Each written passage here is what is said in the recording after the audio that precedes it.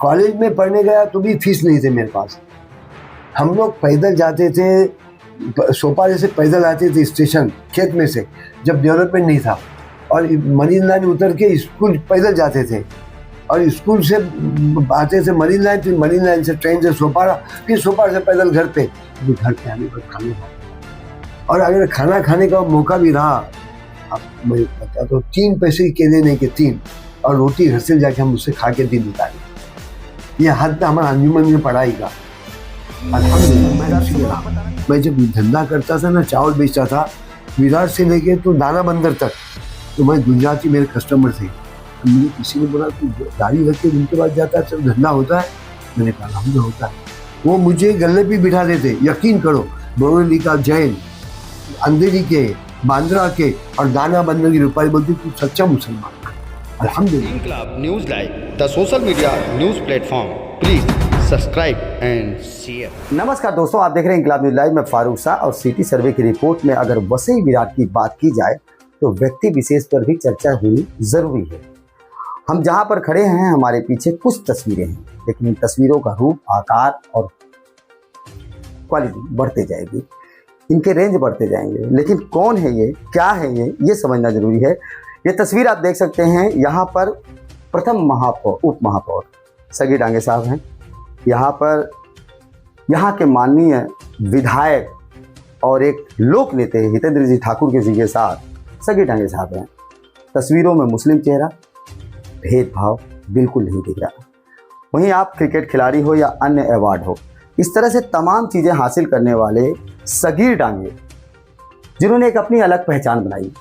पहचान ऐसी है, गिनाना मुश्किल है। हमारे पीछे अवार्ड की तस्वीर देख सकते हैं आप, इसे गिनती करना मुश्किल है। शायद उनकी जितनी उम्र हो उससे कहीं ज़्यादा यहाँ पर अवार्ड मौजूद दिखाई दे रहे होंगे। और आज सगीर डांगे जी से हम इसलिए बात करेंगे क्योंकि उन्होंने अपने जीवन के बारे में जो बताया, उसने मुझे भी काफ़ी मोटिवेट किया। 11 रुपए की कहानी से शुरू होती है और आज 11,000 से ज़्यादा बच्चे शिक्षा प्राप्त कर रहे हैं। ऐसे उनसे मिलना बेहद जरूरी हो जाता है। स्वागत है आपका सर। इस्तकबाल करते हैं और प्राउड करते हैं हम आप पर। सबसे पहला सर ये जानना चाहेंगे, ये सारे अवार्ड देख रहे हैं और इसे देखने के बाद एक प्रेरणा मिलती है कि हमारी ज़िंदगी में भी कभी ऐसी उपलब्धि आएगी जब हम भी ऐसे मुकाम पर हों, क्योंकि इंसान चला जाता है, वक्त गुजर जाता है, लेकिन रह जाती हैं ये निशानी, उसकी यादें, ये निशानियाँ रह जाएंगी, ये सारी चीज़ें रह जाती हैं और यही बताती है कि इंसान का व्यक्तित्व कैसा था। मैं जानना चाहूँगा कि ये अवार्ड्स में से आपके अवार्ड की शुरुआत कब से हुई, और आपने 11 रुपए की पिक्चर बताई स्कूल के अंदर, हमने प्रोग्राम में, आप अपने जीवन के बारे में बताइए ताकि आने वाली नस्लें उसे समझ सकें। बात ऐसी है फारूक साहब, मैं जब गिला मुझे पढ़ता था ना तो 1955 का दौर था। हम नीचे बैठ के पढ़ते थे, जब बेंचेस नहीं थे, पार, और लाइट नहीं थी, इलेक्ट्रिक नहीं था, घासलेट की बत्ती में पढ़ते थे।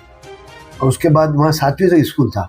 जब मैं गया अंजुमन में पढ़ने तो फीस 11 रुपये मेरे पे भरने के लिए नहीं थी। हम लोग इतने मुंबई अंजुमन, क्योंकि सोपार में हाई स्कूल नहीं था। आज वही अंजुमन नाला सुपारा में भी नहीं, वो अंजुमन इस्लाम है। वैसे ही अंजुमन आपके नाला सुपारा में है। जी हाँ, जी हाँ।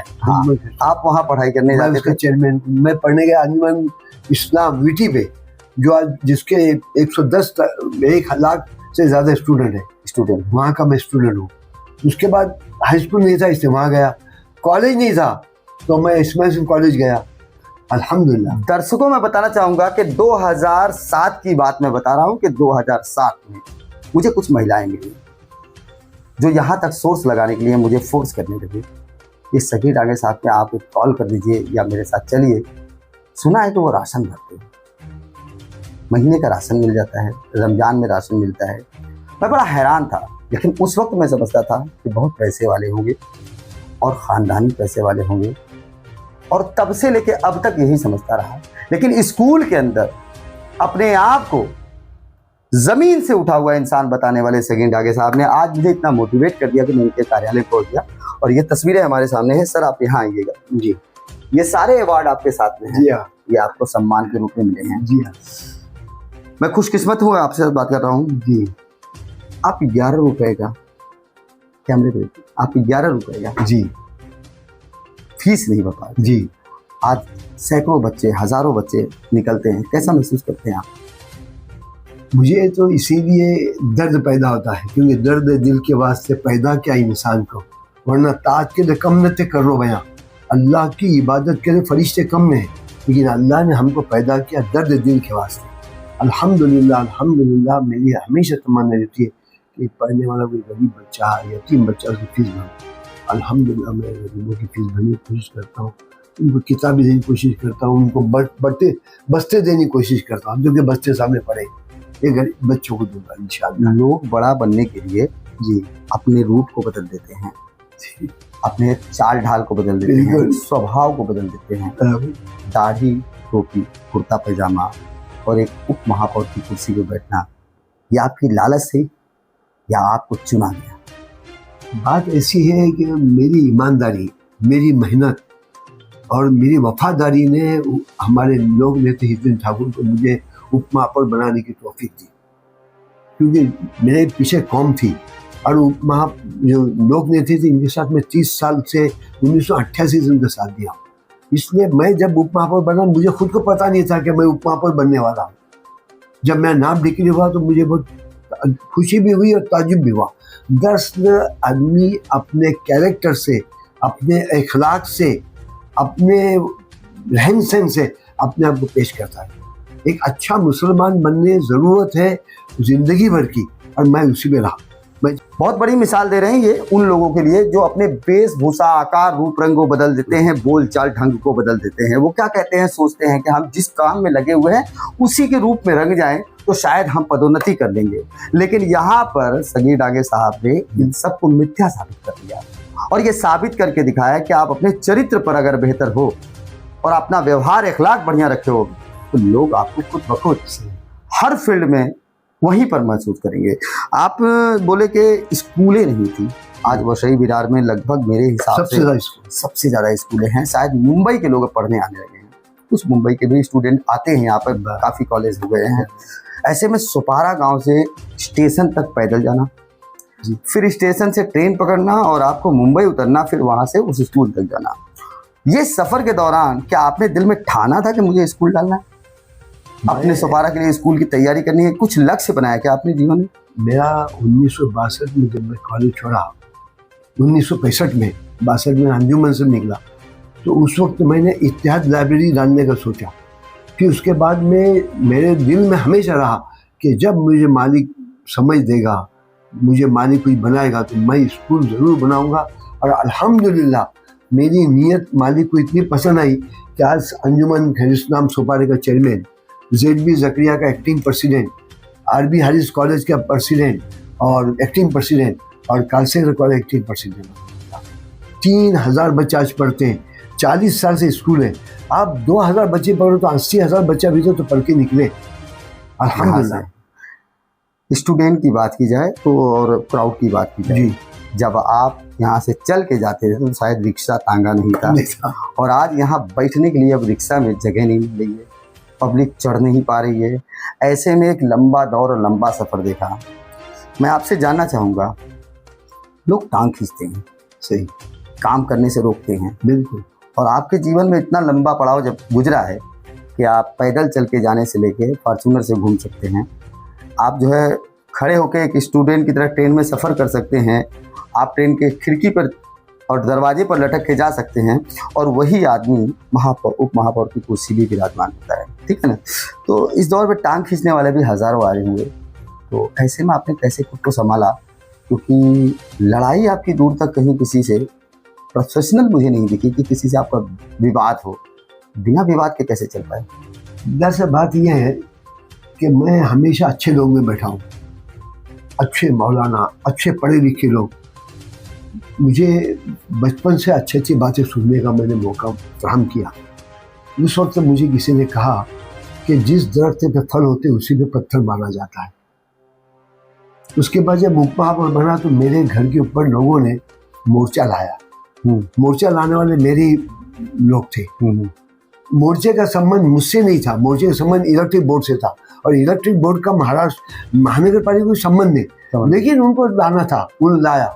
मैंने बात मेरे महापौर से की, उसने कहा सगीर भाई एक बात ध्यान में रखो, हाथी चलता है, कुत्ते भूखते हैं। तुम हाथी हो, तुम चलते रहो, कुत्ते भूखते रहेंगे। इसी तरह हमेशा लोगों ने मुझे बहुत सताया। मेरे बच्चे भी बोलते हैं अब्बा जवाब दो। मेरा एक ही बात मैं बोलता हूँ कि मेरे जवाब से बेहतर वक्त का जवाब है। बहुत बड़ी बात है। मेरे और हकीकत में मालिक ने आज तक मुझे निभाया, मालिक ने मुझे चलाया, मालिक ने मुझे पढ़ाया, मालिक ने उपमहापौर बनाया और आज मैं बिल्डर हूँ। मैं मेहनत करते करते 50 साल की मेहनत का नतीजा है।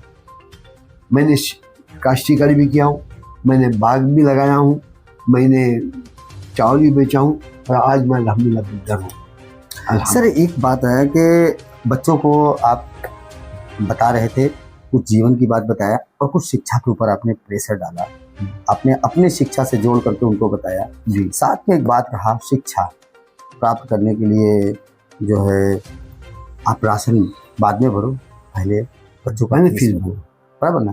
तो उसे हम हमारे इस कम्युनिटी को, मुस्लिम कम्युनिटी के लिए हमारे कैमरे पे आप क्या कहेंगे लोगों के लिए? मैं तो लोगों से कहूँगा, अपने भाइयों से, कि मेरा एक ही नारा है, जिस कौम में तालीम नहीं उसकी ताज़ीम नहीं।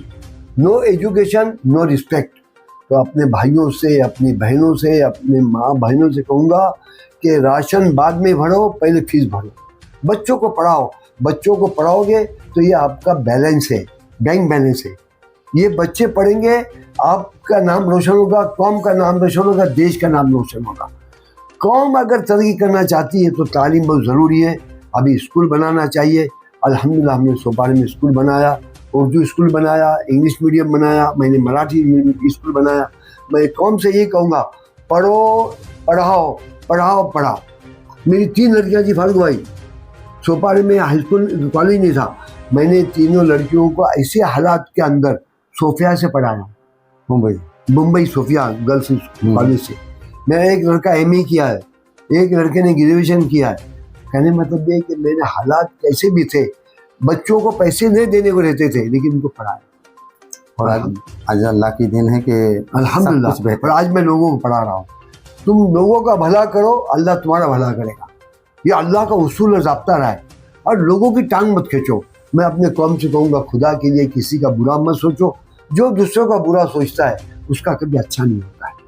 रागी साहब, बहुत अच्छा लगा आपसे बात करके, लेकिन अंत में मैं सिर्फ एक चीज़ जानना चाहूँगा कि आने वाली नस्लें जी और वर्तमान का समय जी बड़ा कठिन चल रहा है, खास करके मुस्लिम समुदाय के लिए, जी, क्योंकि तमाम तरह के मिथ्याएँ थी। लेकिन आज आपने एक स्कूल, जी, नीचे मेडिकल, जी, ऊपर जो है मदरसा, जी, इसका कम्बिनेशन एक में किया जी, और कुछ सम्मानित लोगों को बुला के वहाँ सम्मान जी, दिया गया। जी, पहली क्लास से होकर 9वीं क्लास तक का उपलब्धि हासिल की है। जी।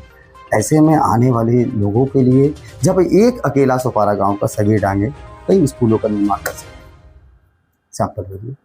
आप कल नहीं रहोगे, लेकिन आपके जरिए 11,000 12,000 बच्चे तो जरूर कहीं ना कहीं कुछ न कुछ उपलब्धि हासिल करें।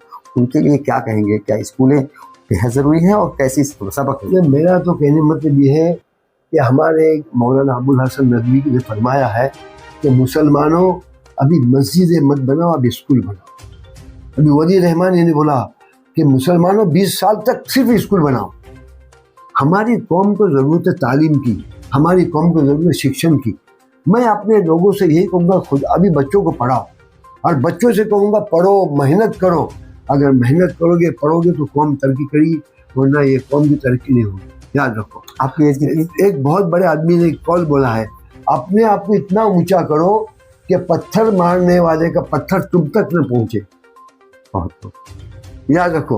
और APJ अब्दुल कलाम ने फरमाया कि अपनी तरक्की में इतना वक्त लगा दो कि दूसरों की बुराई करने का वक्त ही नहीं मिले। तो मैं अपने भाइयों से, बहनों से, बच्चों ये कहूँगा, तरक्की करते रहो। मुखालिफत कितनी भी आएगी, मुखालिफत कभी भी पनपती नहीं। अल्लाह पनपने को नहीं देता है। अल्लाह इखलास से काम करने वालों को, मुखलिस काम करने वालों की मदद करता है। मैं उसका नमूना छोटा सा हूँ, मैं बहुत छोटा आदमी हूँ, क्योंकि अल्हम्दुलिल्लाह अल्लाह ने मुझसे काम लिए और मेरे ट्रस्ट है तंजीम का, मैं सदर हूँ, मेरे साथी हैं, मेरा स्कूल है उसमें ट्रस्टी हैं। मेरा जो स्कूल अभी मदरसा में देखा वो थाना ज़िला ट्रस्ट का है, उसमें मेरे ट्रस्टी हैं, सब मेरा साथ देते हैं। और आज आप और मैं उसका सदर हूँ, सब साथ देते हैं, मैं आगे बढ़ता हूँ। मैं अकेला ही चला था जाने में मंजिल, मगर लोग आते गए और कारवां बनता गया। और इतने सम्मानीय, कोई मुंसोरी इंसानियत कहता है, कोई कौम का खादिम कहता है, कोई शेर कौम कहता है। ये सब अवार्ड है, ये अल्लाह की तरफ से। अल्लाह करे आखिरत में ऐसे अवार्ड मुझे मिल जाए, अल्हम्दुलिल्लाह कामयाब करे आपका अल्लाह। फिलहाल शुक्रिया सर, मैं आपका बहुत बहुत धन्यवाद दूंगा, आपने जी। मुझे समय दिया। इस YouTube चैनल पर जी हमारे लिए बहुत बड़ी उपलब्धि होगी जी कि हमने कुछ नसीहत छोड़ दी। सिर्फ खबरों के अलावा और भी कुछ है दुनिया में सीखने के लिए, जो इस वीडियो में देखने को मिलेगा। संगी डांगे साहब ने वो मिसाल दिया है, वो बताया है कि आप उनके जीवनी को समझो और अपने आप को परखो। और शिक्षा एक ऐसी गाय है जो दूध ही नहीं देती, तजुर्बा भी देती है, कामयाबी भी देती है, इज्जत भी देती है और ऐसे शोहरत भी देती है। बहुत बहुत शुक्रिया आपका। जय हिंद, जय अगली भारत। खबर प्राप्त करने के लिए चैनल को सब्सक्राइब करें, लाइक करें और शेयर करें और सपोर्ट करें निःशुल्क पत्रकारिता का। जय हिंद, जय महाराष्ट्र।